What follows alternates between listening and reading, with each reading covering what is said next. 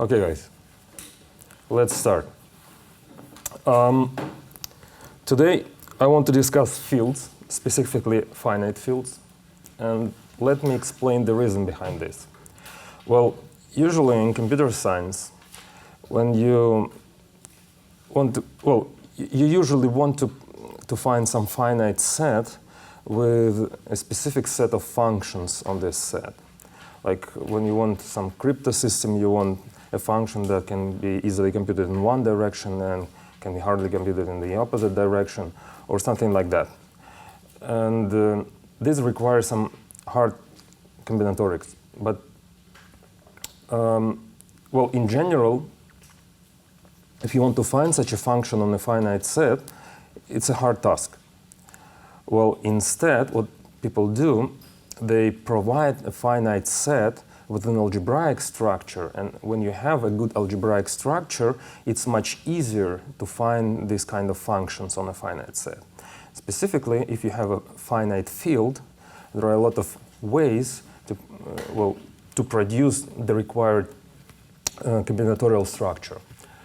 So finite fields, they're very useful. So first of all, fields.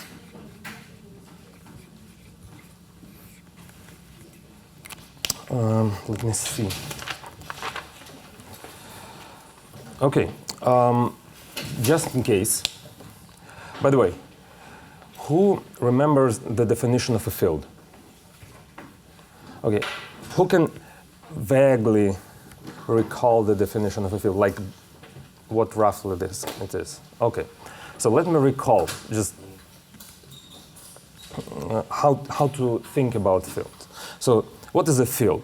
Well, roughly speaking, a field is a set with two operations, addition and multiplication. And addition and multiplication, they behave well. What does it mean? Well, addition, with respect to addition, the field must be an abelian group. And with respect to multiplication, you can divide, basically, by anything which is not zero. So this is a field. So you can add elements, you can subtract elements, you can multiply and divide by non-zero element. This is a field. So something like real numbers or rational numbers or complex numbers or something like that. Okay, so if we're given a field, suppose F is a field, then there is a notion of a characteristic of a field. So let me explain what this is, the characteristic of a field. So since field is a ring, it has the identity element, which is denoted by 1. What you can do, you can start adding these ones together, like 1 plus 1 plus 1 plus 1, until you will get 0 at the first time. So you add these elements together, let's say p times, such that this is the first time when you will get 0. Then this integer p is called the characteristic of the field F. There is one exception. If there is no such p. So the case number 1, if there is such p, so the smallest possible positive p, such that this happens, is called the characteristic and is denoted by char of F. And if there is no such p, there is p. And if there is no such p, then we just say that the characteristic of the field F is 0. This is just by definition.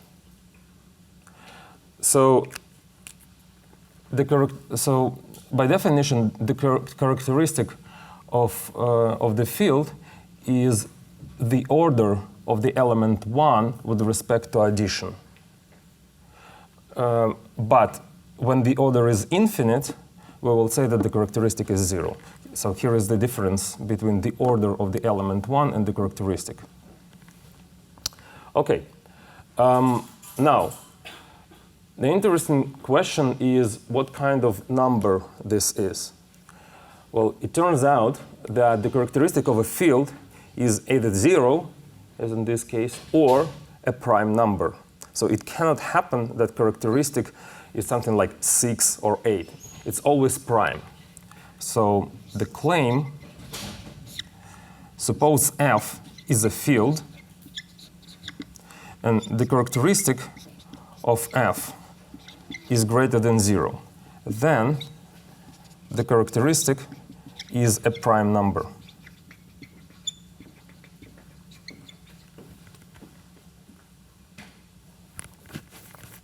So let me prove this. Suppose that the contrary holds. Suppose the characteristic is not prime.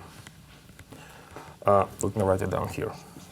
Suppose P is equal to n times m, where n and m are greater than 1. Then what we can do, we can take the element 1 and add it p times. Okay? Then we can rewrite this as follows. We can divide this into batches with n elements, and there will be m batches. So it will be 1 plus 1 plus 1, n times plus 1 plus 1 plus 1, n times, etc., 1 plus 1 plus 1, n times, and there are m batches. This is just regrouping of the elements. But this sum, I can use the distributivity law to move these out. So there will be 1 plus 1 plus 1 n times 1 plus 1 plus 1 m times. Okay? But now, by the definition, this sum is 0. So this product is 0. But in a field, every non-zero element is invertible. So if this thing, but yeah, and also by the definition, P was the first time when the sum is 0. So since n and m are strictly smaller than P, then this one is not 0, and this one is not 0. So since n and m are strictly smaller than P, then this guy is not 0, and this thing is not 0. But their product is 0. This is a contradiction. We don't have 0 dividers in a field. And just in case, why we don't have 0 dividers? Because if this guy is not 0, we can multiply by its inverse, so we can cancel it. So the rest must be 0. But this contradicts to this inequality. So this is a contradiction.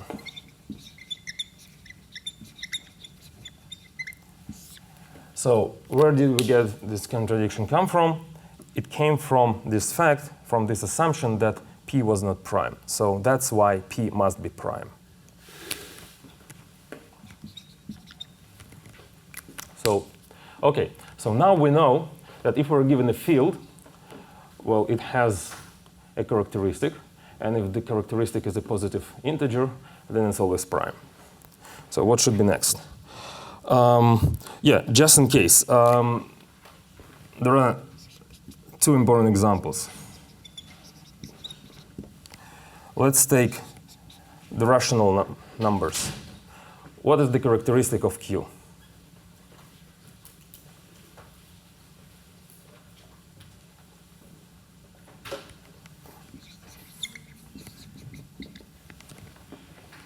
If I take rational numbers, what is the characteristic of the rational numbers? Here is the definition.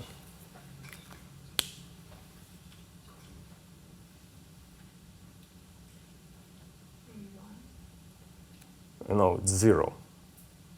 Because if you take the element 1 in the field of rational numbers, 1 is not 0, so the characteristic is not 1. Then you can add it together. You will get 2, 3, 4, 5, 7. You will never get 0. Because in the rationals, well, all the integers, they're distinct. So that's why you will never get 0 when you add the element 1 together. So that by definition, the characteristic must be 0. Okay, is it clear? Okay, good. So here it's 0. Now, we have another example of a field, ZP, where P is prime. So this is also a field because every non-zero element here is invertible. What is the characteristic of this field?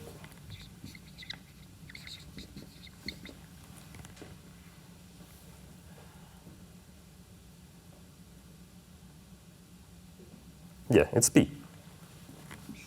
Because if you take 1 and you add it together P times, you will get 0.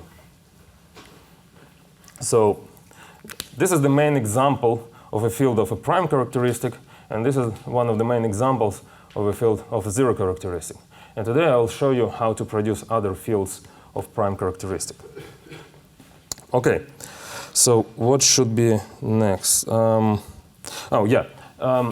Now let me clarify the reason why we have this definition in case of a field, why the characteristic is P in this case and 0 in this case, why not infinite. So here's the remark. So suppose F is a field. And we have the ring of integers. Now, for every ring, there is only one homomorphism of rings from Z to any other ring. In particular, if we have a field F, there is only one homomorphism of rings from Z to F. Why? Well, in case of rings, we know that the element 1 must go to the element 1. Okay? But then, every element from Z is a sum of several ones, or minus ones, okay? But if we know where 1 should go, then by additivity of a homomorphism, we know where every other element should go. So n times 1 must go to n times 1. So that's why there is only one option for the homomorphism to exist. Now, since this is a ring homomorphism, let's say it's phi, ring homomorphism. It has a kernel. So it has a kernel. What is the kernel of this homomorphism by definition? So the kernel consists of all integers n such that n times 1 is equal to 0 in F. Okay? This is just by definition. Also, we know that kernel must be an ideal in the ring Z. So this is an ideal. And we also know that every ideal in the ring of integers has the form, let's say, P times Z, where P is the smallest positive integer in the kernel, if it exists, or it's 0. Because the kernel could be 0, so in this case P is 0. And if the kernel is not 0, then P is just the smallest positive integer in the kernel. So the kernel consists of all the integers divisible by some fixed element P. But then by definition, P satisfies this equality. So P is the smallest integer such that 1 plus 1 plus 1, P times, gives you 0. And if there is no such integer, then the kernel must be 0, and P is also 0. So actually, this integer is the characteristic. So the reason why the characteristic is defined in this way is because the characteristic can be defined in terms of the kernel of this homomorphism. So that's why it must be 0 in this specific case. Okay, so now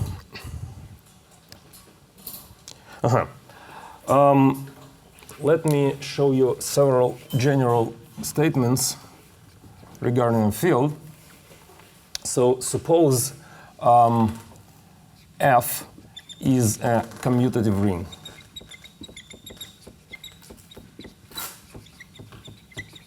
Then F is a field if and only if it has only two ideals, 0 and F.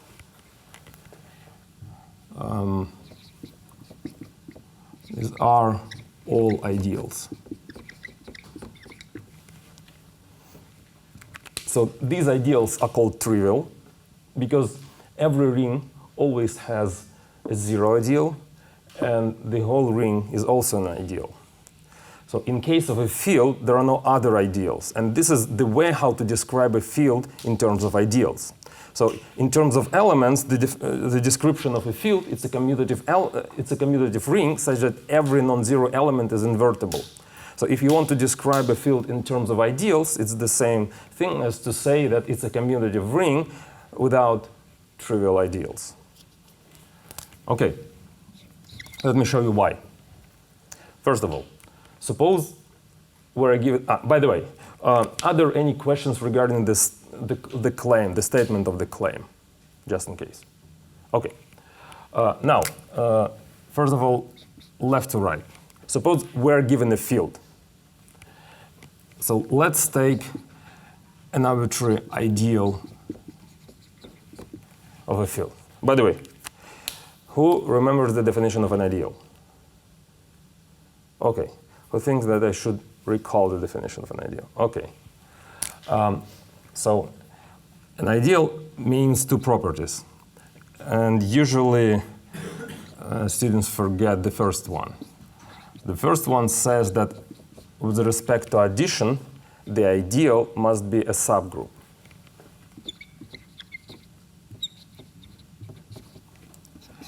And the second property, which is the main property, says that if you multiply anything from an ideal by anything from the ring, then the product must be inside the ideal. And here, since the ring is commutative, I don't care about the order of the elements, but in general, I have to pose two conditions. So A times X is an ideal and X times A is an ideal. But in this particular case, I just skip the second one because it's the same. So these two properties mean that I is an ideal. So now I have to show that if F is a field, then every subset with these two properties is either 0 or the whole F. Now, let's take an arbitrary I. Well, if I contains only 0 element, then we're done. So we may assume that I contains at least one non-zero element. Let's say we have X, which is not 0, and it belongs to I. Now, since we're given a field, every non-zero element is invertible. So there is element X inverse. So if we multiply X inverse by X, by the definition of an ideal, this product must be inside I. But since X times X inverse is 1, so this means that the element 1 is inside the ideal. But now, if we take an arbitrary element Y from the field, then Y is equal to Y times 1. This is just by definition of the element 1. But since 1 is an ideal, then by the property 2, 1 times anything will be inside the ideal. So now we have for any element, so for any element Y from the field F, Y belongs to I. So that means if we have at least one non-zero element, then every element is in the ideal. So we're done. Who was able to follow? Are there any questions regarding the statement? Okay, so now the claim in the opposite direction.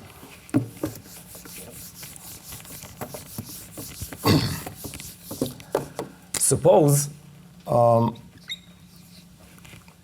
we're given a ring, a commutative ring, such that all ideals are trivial. So it's either 0 or the whole ring F. So now we want to show that F is a field. But when we're given a commutative ring, how do we prove that this ring is a field? In order to prove this, we just need to check that every non-zero element is invertible. So let's take an element x from F, which is non-zero, and we want to show that this element is invertible. So we may produce an ideal which consists of all the elements of the form A times X, where A is in the field. So this subset is an ideal. Well, indeed, it's clear that if you well, the first property is satisfied, because in order to check the first property, you need to check three things. The zero element is inside I. We will get it if A is zero. Then if we add two elements of this form together, the result will be an element of this form. And if we take the inverse element of an element of this form with respect to addition, it will be minus A times X, so it's also in this form.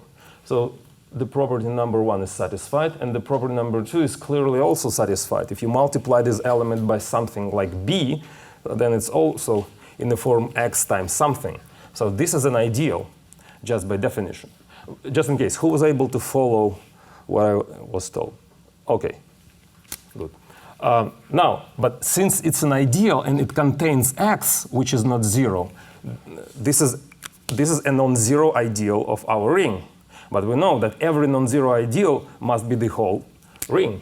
So this thing coincides with F. But now, inside F, we have 1. So the element 1 must be inside this ideal.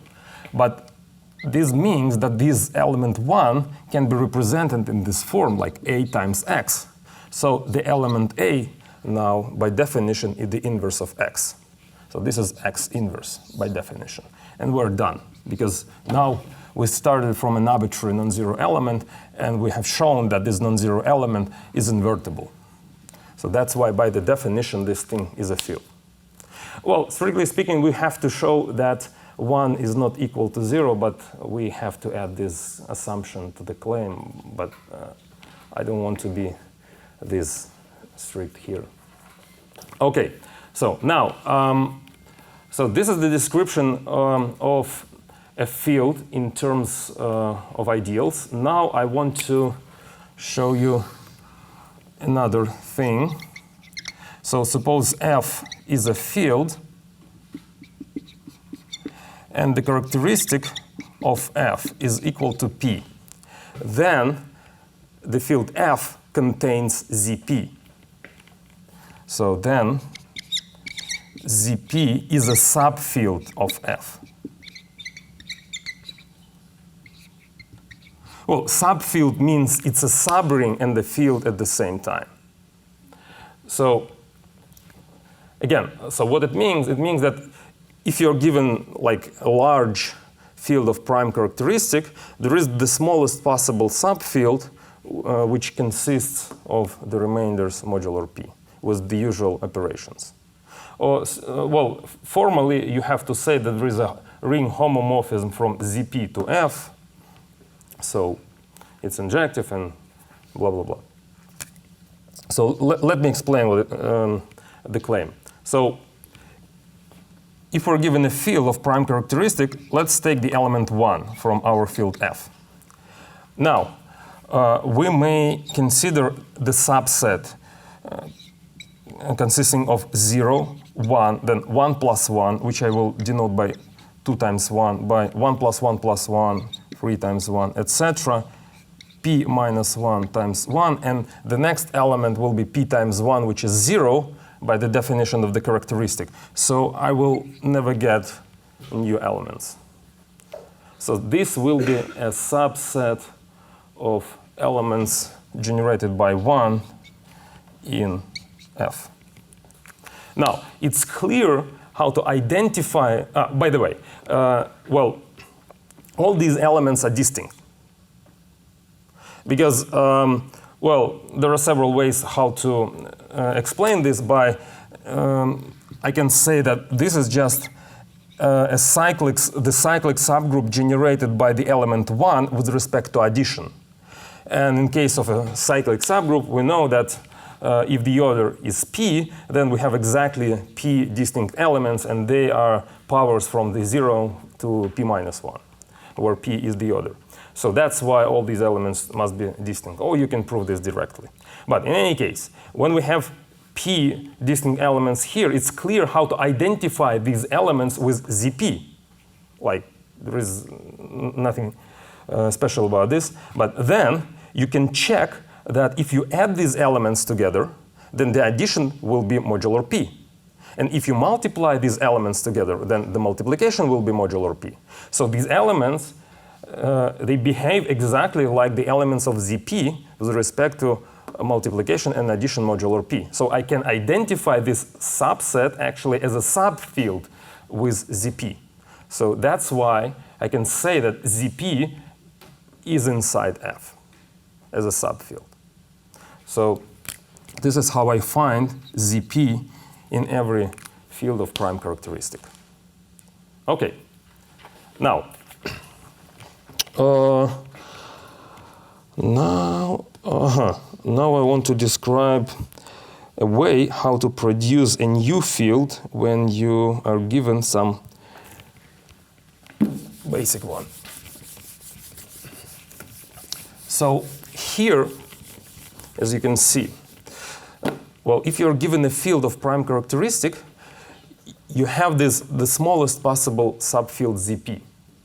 So it means that every other field is just an extension of zp. So we want to know how can we extend a smaller field to a larger one. Because if we can find a procedure to extend a smaller field to a larger one, then we can produce any field that contains zp. So we can produce any field of prime characteristic. And there is such a general procedure, and it's called an extension by root.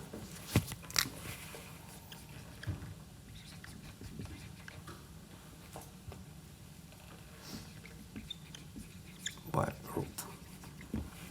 Well, suppose f is a field. This will be our basic field, and I want to extend this field. And f is a polynomial with coefficients in f capital.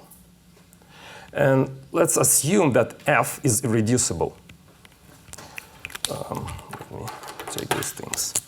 I want to assume that f is irreducible. Well, which means that it's a kind of a prime number in the world of polynomials.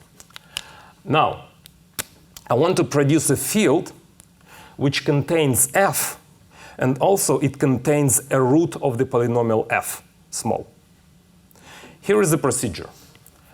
I want to take f of x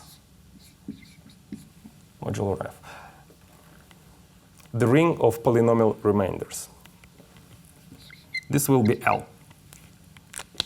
Just in case, who remembers the definition of this thing? Okay, I believe I should recall the definition. So by the definition, this thing consists of polynomials of degree strictly smaller than f. So it consists of polynomials of degree strictly smaller than degree of f. These are remainders modular f. Now, what are the operations? The operation addition is the usual, and the multiplication is modular f. So if you take g1 multiplied by g2 with respect to the usual multiplication, and then you take it modular f. So you take the remainder of the product. So you multiply two polynomials together, then you take the remainder modular f, and this is the result of the product. So exactly the same way how you deal with remainders modular in integer. You multiply two integers, and then you take the remainder, modular the modulus. So this is more or less like a modulus. So it's like analogy of Zn, where Z is f of x and n corresponds to f. So this is how you should think about this thing. Now, what I'm saying that, so what do we know about this thing? We know that this thing is a commutative ring. So this thing, in general, is a commutative ring.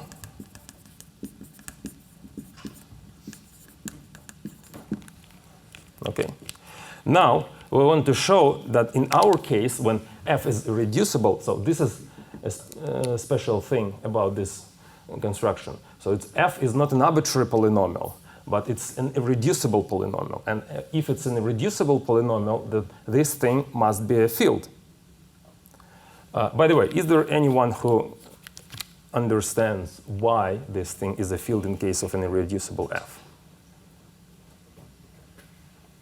OK, so let me explain. Well, actually, there are two different ways how to prove this. You can prove this showing that every non-zero element here is invertible, or you can show it by using this claim. You can show that there are only two ideals, the zero ideal and the whole ring. So let me show you using the definition, the proof using the definition of the field. So we should show that every non-zero element here is invertible. Well, let's take an arbitrary element g from L, which is not zero.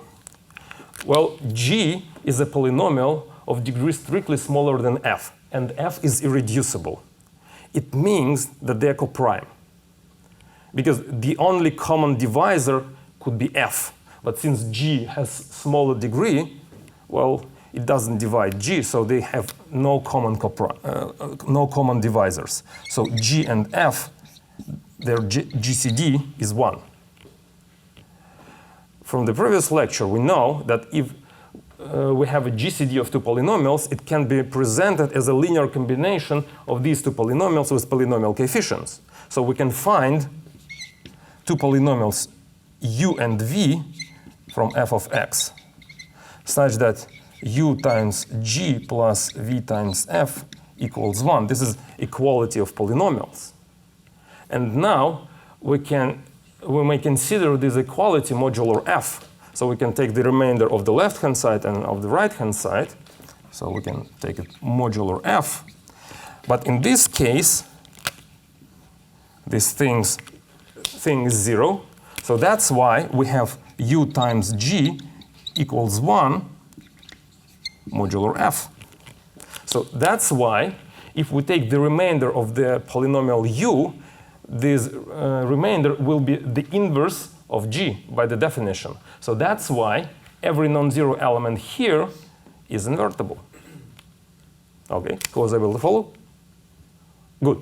So this is very similar to the claim that Zp is a field if and only if p is a prime number.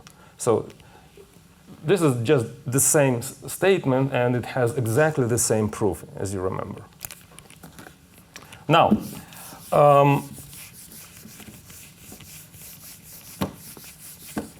want to add another piece of information here. So, well, in general, if you have like an arbitrary polynomial f, if f, so a remark, if f is an arbitrary polynomial, I mean, need not be reducible. Then, if you're given an ideal here, then this ideal can be presented in the form like where g divides f. So this is the analogy for the claim that if you're given an ideal in Zn, then this ideal can be presented in the form like this, where k divides n. So we know the description of all the ideals in the ring Zn. So the ideals here, they correspond to the divisors of the integer n. So here, the ideals of this thing, they correspond to the divisors of the polynomial f. So the proof is exactly the same. I don't want to present the same proof here, but the previous lecture probably contains the proof of this result. But it's important to mention this result, so you should understand the analogy between these two rings. They behave exactly the same. So if you understand this thing, and you're more familiar with this thing, then you can understand this thing by analogy. So don't be afraid of this thing. It's like the same thing, exactly.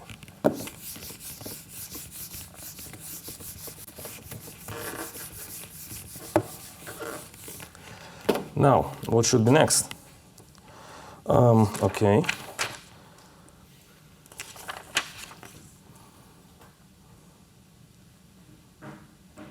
Oh, yeah. So, yeah. First of all, what do I want? I wanted to produce a field that contains a root for this polynomial. So currently, I just have a field. So L is a field. Now I need to find a root of this polynomial inside this field. Are there any suggestions what should be taken as a root?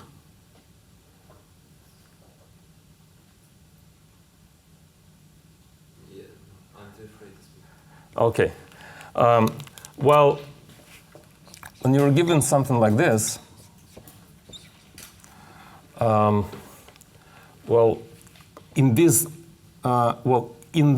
field, if you take the polynomial f of x, then it's equal to 0 here. Well, it's like n is equal to 0 in Zn because two elements are equal if the remainders are the same. So if I consider f of x, then in order to compare it with 0, I should take its remainder. Its remainder is 0, so it coincides with 0 in this field. So there is no difference between 0 and f of x. But since this equality holds here, this basically means that the element x from here is the root. So if I take the element x, then this element is a root of f of x. So we produced a field such that the element x of this field is actually a root. So that's why we extended a smaller field to a larger one, and now it has a root of the polynomial f. So it's no longer reducible. It has a root. So actually now we can split this polynomial f into factors. We can, if all of them are linear, then then the polynomial f has all the roots here. But if we have a nonlinear factor, which is irreducible, we can proceed with this procedure, and we can find a larger field, and we can add a new root, and then we can proceed again and again until we can find all the roots of the polynomial f here. So this is the basic way how to extend a field by a couple of roots in order to get like all the roots of a polynomial. But it's enough to consider only one step of this procedure. Okay. Now, what should be next? One thing. Well, it's a bit confusing when I write a polynomial f of x. In this case, by x, I mean these x from the ring of polynomials, where x is just a letter.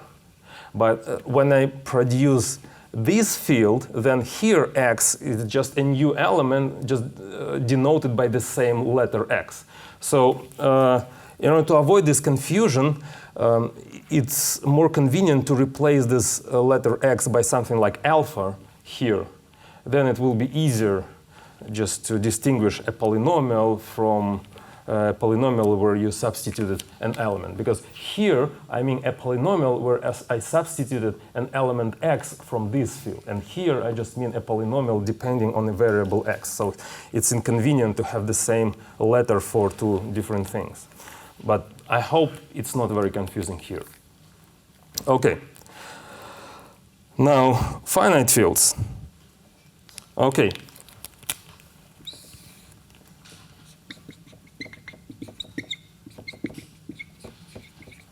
So this is the main beast we want to study.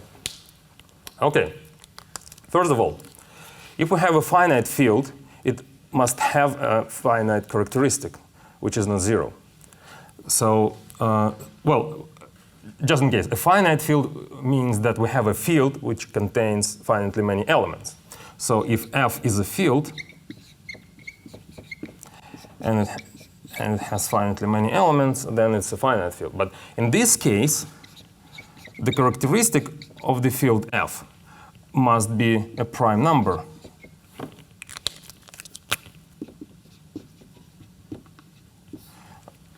I mean, it cannot be 0. Because if the characteristic is 0, we must have infinitely many elements, because the powers of 1 with respect to addition, they are all distinct, and there are infinitely many of them. So the characteristic cannot be 0 here, so it must be prime. So from this claim, it follows that if F is a finite field, then we can find ZP in F. So ZP is a subfield.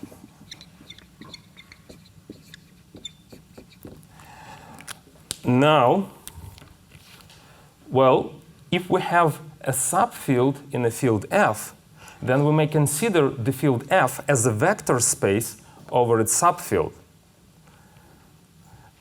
That's the best part of it.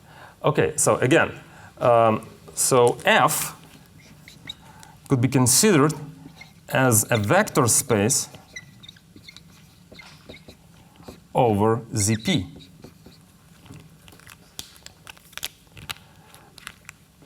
Well, let me explain roughly what it means. Well, what is a vector space? A vector space is a set of elements, and you can add these elements together, and you can multiply them by constants from your basic field. So if you have a field F, you can add these elements together because you have the addition on the field. And also, you can multiply all these elements together. And in particular, you can multiply every element here by any element from the subfield. So you can multiply everything here by a constant from here. So that's why this thing is a vector space, because you can add elements here, and you can multiply everything by an element from here. Now, since F is finite, so its dimension is also must be finite. So the dimension of F over ZP must be finite. Now,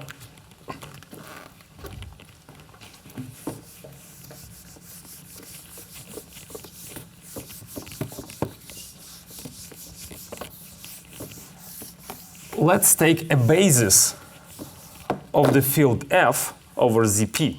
Suppose E1, etc., En of F is a basis over ZP. Then what do we know? We know that every element X from the field F can be represented as a linear combination like this, where the elements AI are from ZP. And every element can be uniquely represented in this form, okay? So how many elements do we have? As many elements as many linear combinations we have. But how many linear combinations do we have? As many choices for the coefficients we have. But we have p elements for the element A1, p options. We have p options for the element A2, and p options for the element AN. So we have p to the n elements. So we have p to the n linear combinations. So we have p to the n elements. So this means that our finite field must contain p to the n elements. So now, what it means that if we have a finite field of prime characteristic p, it must contain p to the n elements. So it's impossible to have a field with 6 elements, because 6 is not a power of prime. So a finite field can be produced only if it has a power of prime elements. So this is the main restriction for the amount of elements in a finite field. But what is important, that the claim in the opposite direction also true, that for every n, we can produce a finite field with p to the n elements. And actually, this field is unique up to isomorphism. So let me reformulate this as a claim. Claim. So suppose P is prime. Then for every positive integer,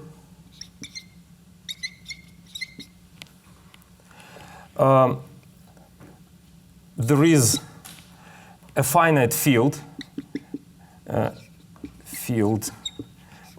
with p to the n elements. This is the first part of the claim.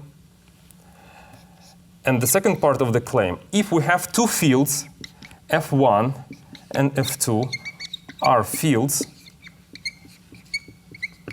such that the amount of elements in f1 is p to the n, and the amount of elements in f2 is p to the n, then f1 is isomorphic to f2. So basically, they are the same as the fields, So this is more or less a complete description of finite fields. So you know that, well, you know the sizes of all possible finite fields. They're just powers of primes. And for each size, you have exactly one possible finite field. There are no options. Well, there are many ways to produce a finite field with these many elements. But it doesn't matter which way you choose, the result will be exactly the same in the way that the resulting fields will be isomorphic. Now, let me show you an example of a field with 4 elements, just in order to have a precise example.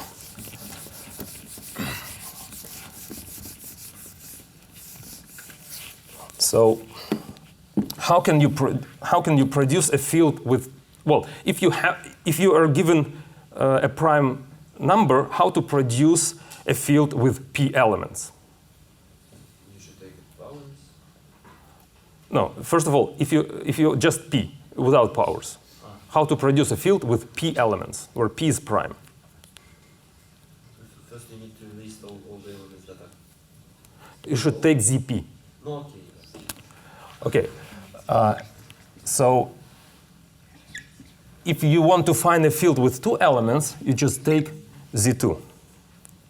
Now, if you want to find a field with 4 elements, you know that a field with 4 elements, f4, it must contain z2. So now I want to produce this field explicitly. So what I can do, I can take a polynomial x squared plus x plus 1 from z2 of x. This polynomial has no roots, so that's why it's irreducible. Well, you can substitute 0 and 1, the result will be 1, so it's irreducible.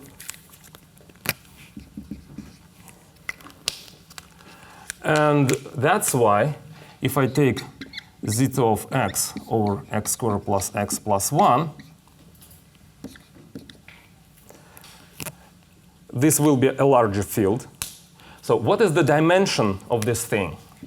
So the dimension of L is the degree of the polynomial f, because the powers of x strictly smaller than 2, they form a basis. So there are 1 and x. So there are 2 basis elements. So, and this is exactly the degree. So the degree is 2. So there are 2 to the power of 2 elements. So there are 2 to the power of 2 elements, which is 4, where these 2 is the characteristic, and these 2 is the degree. So if you take a look here, exactly, n is the dimension of the larger field over zp, and p is the characteristic. So that's why this thing is a field containing 4 elements. What are the elements here exactly? So the elements here, well, first of all, there must be linear polynomials over z2. So it's 0, it's 1, it's x, and it's x plus 1. So these are the elements of the finite field. Okay? Now, how do you add and multiply them together? Well, the addition is just the regular addition of polynomials. So if you add this one and this one, you will get 1. And if you add this one and this one, you will get this one. Now, how do you multiply them together? Well, if you want to multiply them, you just multiply them as usual polynomials, and then you take a remainder modular x squared plus x plus 1. Okay, now, so this is one way to produce a field of 4 elements. But what if I try to and take Z4? Does it work?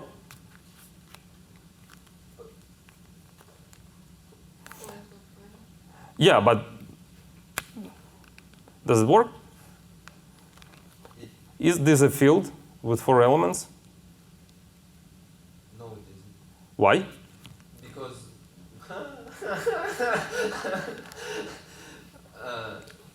something breaks when we have too much numbers. Because we cannot construct this will 2 times 2 will be 0 here. It has 0 divisors.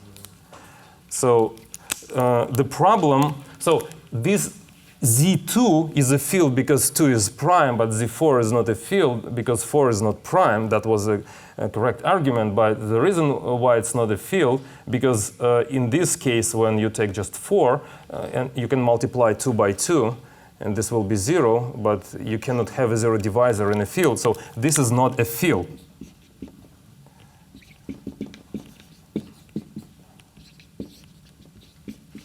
So this simple solution doesn't work. So that's why we have to use this more complicated procedure. Because like, if we could use something simpler than this, we would use it. Because like, you know, the math is already quite complicated, so why would we use some complicated constructions if they are not needed? But we have to use them. So that's the reason why I need this procedure.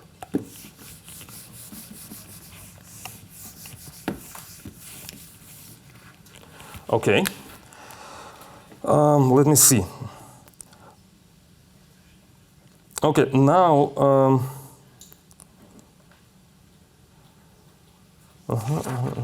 yeah, by the way, I'm not going to prove this claim because it's quite complicated. Like, in order to produce such a field, you just need to apply this procedure several times, and you can find the required field. It's not that hard. But the second part, it's unpleasant, so I just don't want to bother you. Now, what's next? Now, there is one important result about the structure of a finite field. The claim. Suppose F is a field with finitely many elements.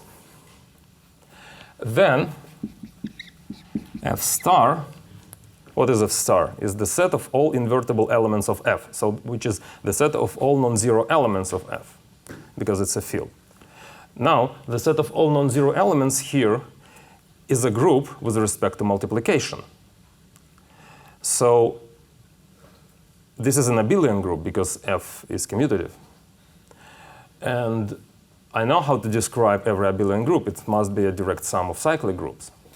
But in this case, we can say that this thing must be cyclic, which means that F star is isomorphic to Z modulo the size of F minus 1. So it must be cyclic.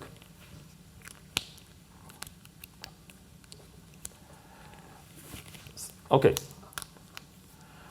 Are there any questions regarding the claim? Okay. Who was sleeping? Good. Well, you're pretty good at doing that because, you know, I would never say that you were sleeping. Yeah, somehow you can sleep with open eyes. It's impressive. Okay. Now, okay, so let's try to prove that F star is cyclic. So again, F star is a finite abelian group.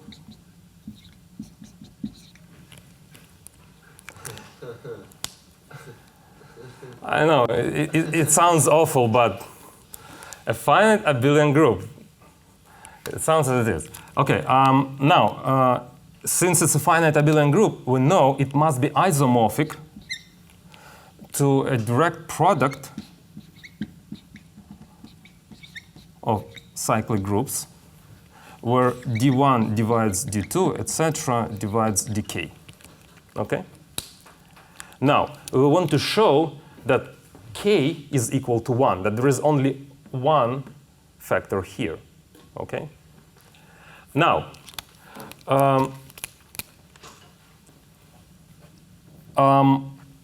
so let's take the element dk. If we take an arbitrary element here and we multiply it by dk, the result must be 0. Because of this assumption, since d1 divides dk, d2 divides dk, and everything divides dk, if you take an element a from here, then dk times a is equal to 0 in this group. Well, this is what you can check explicitly. But now let's apply an isomorphism to this equality. Then we go from this group to this one. Then an element A will become an arbitrary element from F star. Multiplying by dk will be raising to the power of dk. The element 0 will become the element 1, and equality will be the equality. Who was able to follow this? Who think I should explain it in more details? Who was lost? Okay. Should I go back? No, but just in case. An element here corresponds to an element here. An operation here corresponds to an operation here. What is an operation here? Operation here is multiplication. Operation here is addition. So if you take here a plus a plus a dk times, when you apply this isomorphism, it becomes, well, a times a times a, where you apply multiplication. So multiplication by dk becomes raising to the power of dk. And 0 is the neutral element here, and 1 is the neutral element here. So that's why 0 goes to 1. Okay? So now, so what we have here, that for every element x from F star, it satisfies this equality. Okay? But this means that every element x from F star is a root of the polynomial x to the dk minus 1. But we know that every polynomial has at most dk, well, these polynomials has at most dk roots. Because every root corresponds to a linear factor, and there are at most dk linear factors. And because we have the unique factorization property, well, we have as many roots as many factors. Okay, so that's why from this it has, so x dk minus 1 has at most dk roots. And that implies that the amount of elements in F star is at most dk. But wait a minute. Let's take a look at this isomorphism. How many elements do we have here? We have d1 times d2 times d3, etc., times dk elements. So from here, it follows that the amount of elements is d1 times d2, etc., times dk. And it must be not greater than dk. Well, if we have at least 2 factors, then this product is strictly greater than dk. So it's impossible to have at least 2 factors. So there must be only 1 factor, which means that this group is just cyclic. That's it. So this is the proof. Who was able to follow?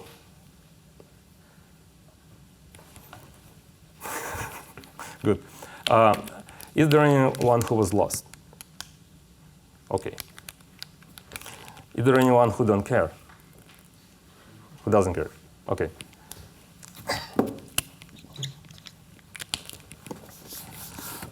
So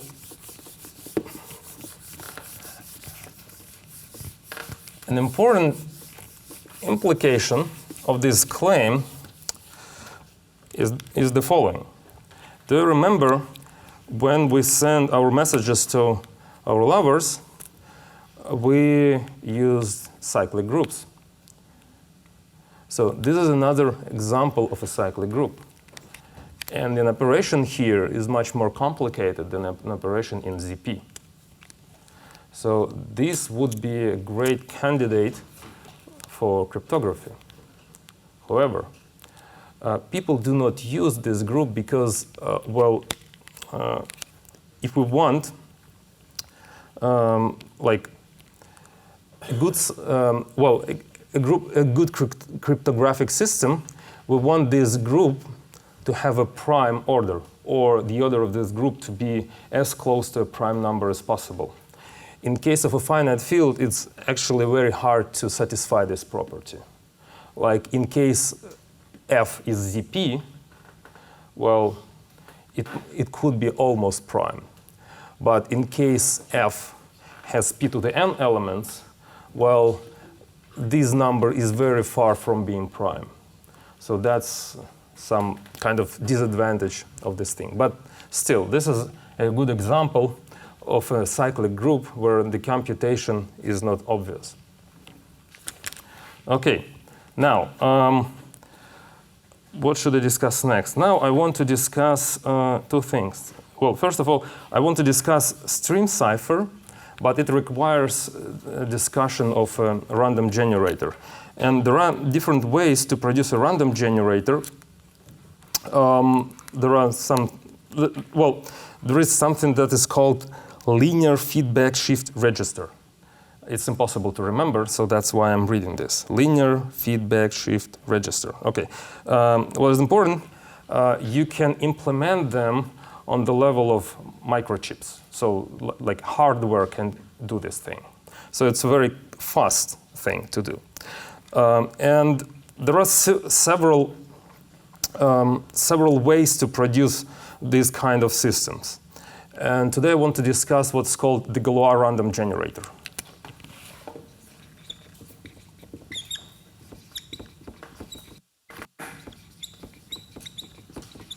Okay, just in case this reads as Galois, it's impossible to like guess the correct pronunciation of this word because he was French.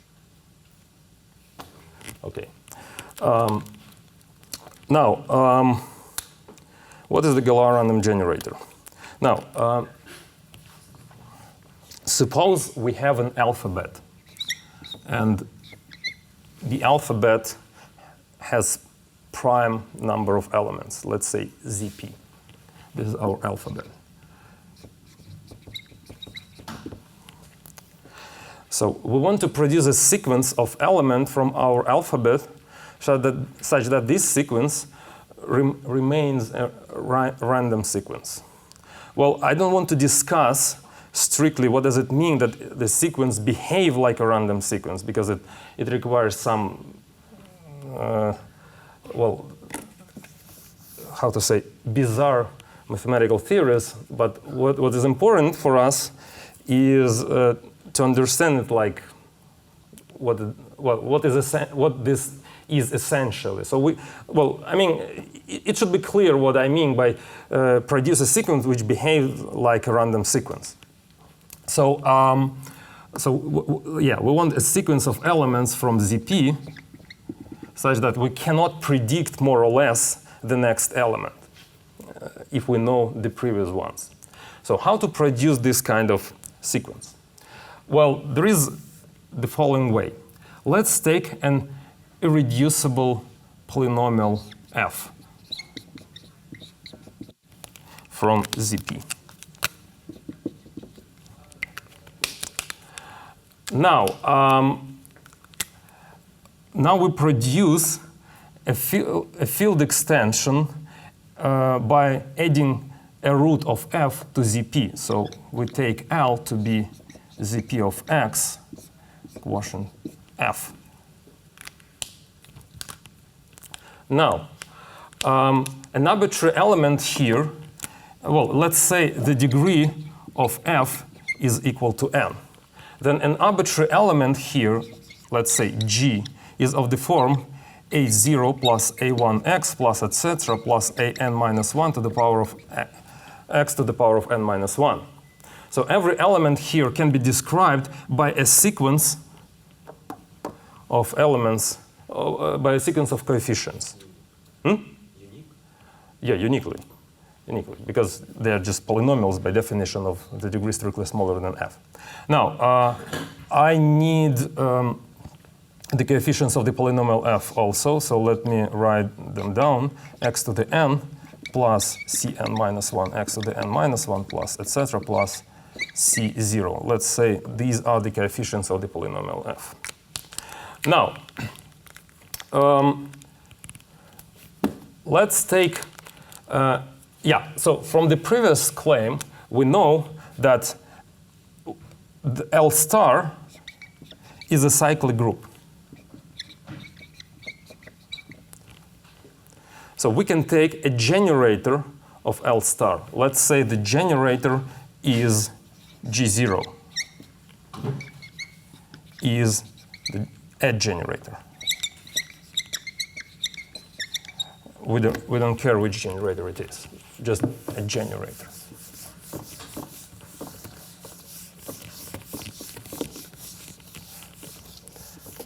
Now, what we can do is the following. Let's produce a sequence of elements G, then G times G0, G times G0 squared, etc. And so on. G times G to the power of K, and so on. Okay? Now, if G was not 0, let's say this guy, if this guy is not 0, then G is also inside L star. But if I multiply any element here by the powers of generators, how many elements will I have? I will go through all the elements of L star. So I will get the longest possible sequence going through all the elements of L star. So this thing goes through all the elements of L star. Now I have like a long sequence of elements of L star. How to get this sequence of elements from the alphabet, from the ZP? Well, what I can do, I can take the free term of each polynomial, or like any fixed coefficient. What is sum? Of what? It doesn't matter. Just you can take just a free term. You can prove that it doesn't matter which combination of the coefficient, which linear combination of the coefficients you will get. The sequence of these coefficients will be the same, but it will start from a different position. So you just permute the order of the elements. So then you can compute like the free term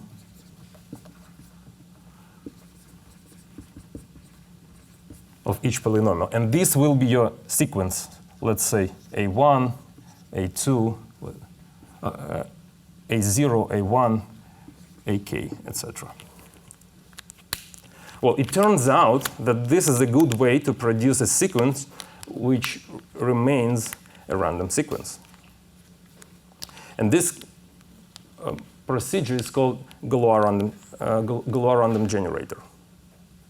The reason why it permutes the elements well is because when you take a polynomial G and multiply by any other polynomial G0 and then take a remainder modular f, it's hard to predict the coefficients of the result. Like they will be permuted, they depend on each other. So, well, it's a good way to somehow combine them randomly together. So that's why it's hard to predict the next free term when you know the previous free terms. Okay. Now, well, if you take just an arbitrary G0, well, it's hard to compute this sequence. So usually people take X to be G0. But in general, X need not be a generator of L star. So this guy need not be a generator of L star. Well, this thing, well, in order this thing to be a generator, you have to take a special polynomial f. So you have some restrictions on the polynomial f. Well, currently we have one restriction, it must be reducible, but you have to add some other properties of this polynomial f to check.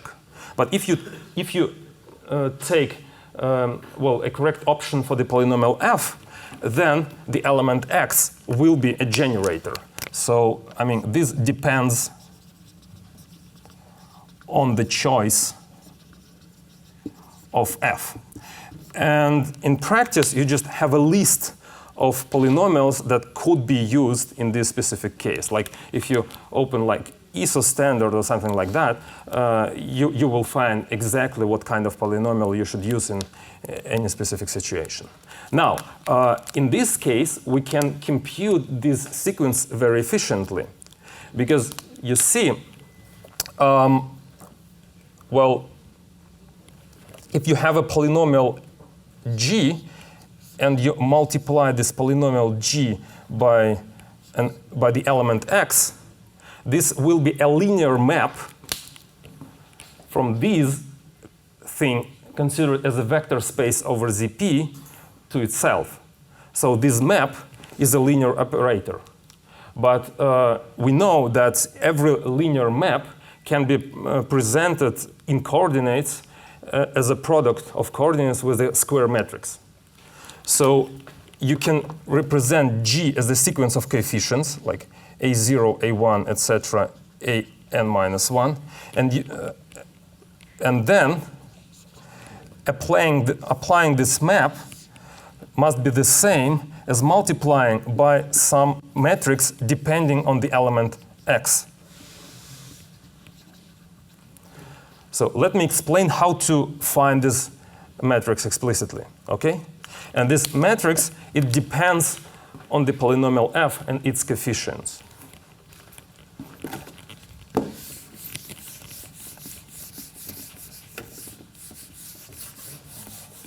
So again, so we have this, it doesn't work. We have Zp of x over f to Zp of x over f. A map given by G goes to G times x, okay? Now, in order to get coordinates, we have to choose a basis. As a basis, I will take the powers of the element x. This is the basis. So when I use this basis, the coordinates of a polynomial is the coefficients. Now, how to find, let's say the map is phi, how to find a matrix, the matrix for this map? I should apply phi to each element of the basis, and then I should represent the image as a linear combination of the basis. So let me apply phi to the element 1, this will be x. If I apply phi to the element x, it will be x squared, etc. If I apply phi to the element x to the power of n minus 2, this will be x to the power of n minus 1. And the only interesting case, if I apply phi to the x to the power of n minus 1, then the result will be x to the power of n, but it doesn't belong to this thing. In order to compute the result, I should take the remainder modular f. But here is the expression for the polynomial f. In order to take the remainder, I should subtract f from the expression, and then I will get minus this part of the polynomial. So the result here is minus c0 minus c1x, etc., minus c n minus 1 x to the power of n minus 1.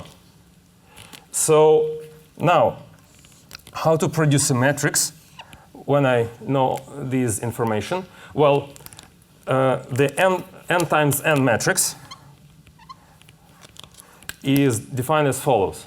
The first column must be filled with the coefficients of this linear combination. What are the coefficients here? 0 in front of 1, 1 in front of x, and 0 in front of other elements. So it must be 0, 1, 0, 0, 0.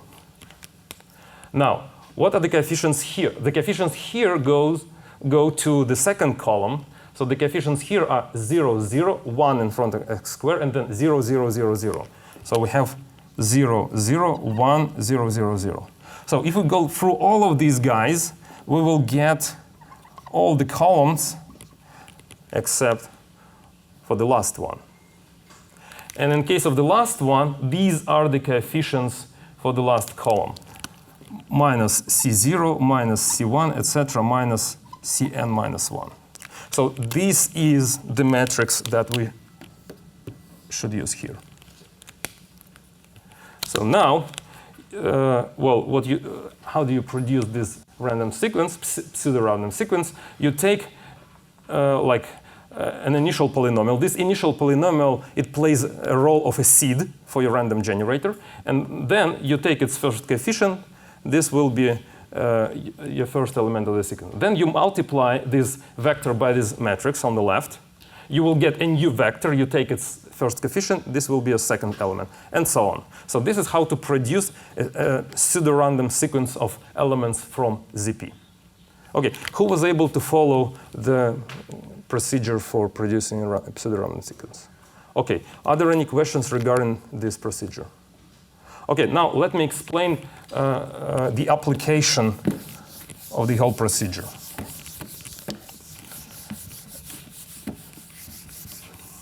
Well, in computer science, as an alphabet, we usually use Z2. Well, it's not a big surprise because everything in a computer can be represented as a string of zeros and ones. So you want to produce a pseudo-random sequence of zeros and ones. So this will be your alphabet.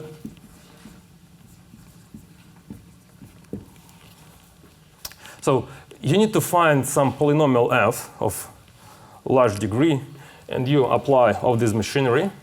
So it will allow you to produce a random generator which gives you some sequence of zeros and ones, which looks like it's random. And this random generator can be initialized by a seed. And again, this starting element, it plays the role of a seed. OK? So you just can take some coefficients. Now, suppose you want to communicate safely via an open channel. So there are, again, two parties, and they want to communicate to each other. So we already know a way how to encrypt and decrypt an information, but it requires a lot of computation because you need to take like some cyclic group, you need to raise something to a power, and then you should multiply, and so on, so on, so on.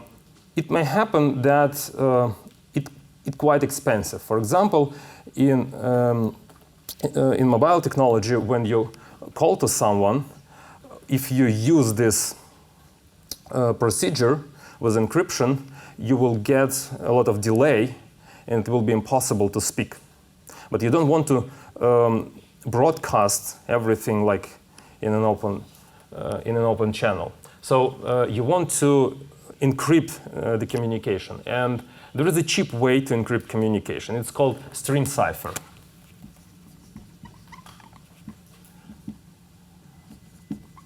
Stream cipher. What is a stream cipher? Well, I think I should erase this. So what is a stream cipher? So the stream cipher works like this. You have two random generators. And you have a XOR block, addition modular 2. An XOR block here, addition modular 2. Now, you want to transfer a sequence of bits of information. Let's say A1, A2, A3, okay? Now, what you're doing, so you take A1 and you generate a random bit here. Then you add them together and you send it. Then you take A2, you generate a random bit, you add them together modulo 2, and you send it, and so on. So since you cannot predict what are the bits here, what you're sending will be something that looks like a random sequence of bits, because you don't know, should you correct this bit or not? You don't know, was it 0 here or not? Now, if you want to decipher this information, you need to recover exactly the same sequence of bits, because, well, then if you add the same bits, you will recover the initial sequence.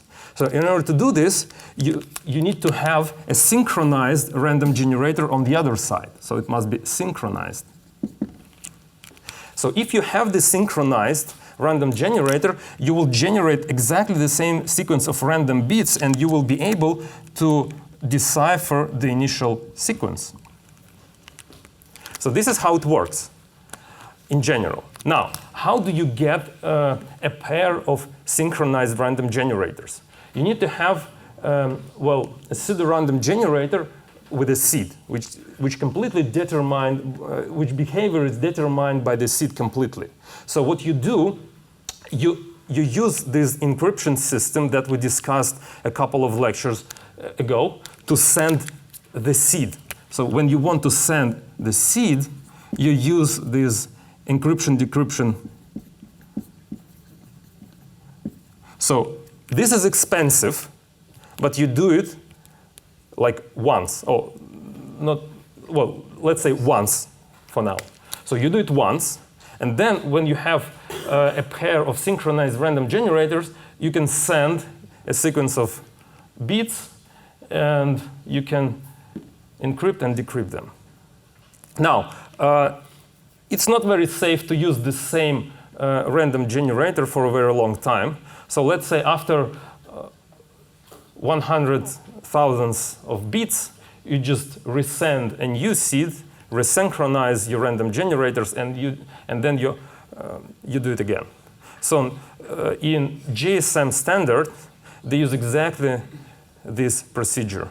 I don't remember exactly how many bits they are allowed to send. It's like 144,000 bits or something like that. And then they just use another seed. But this is the procedure that your mobile phones use since like the beginning of the times.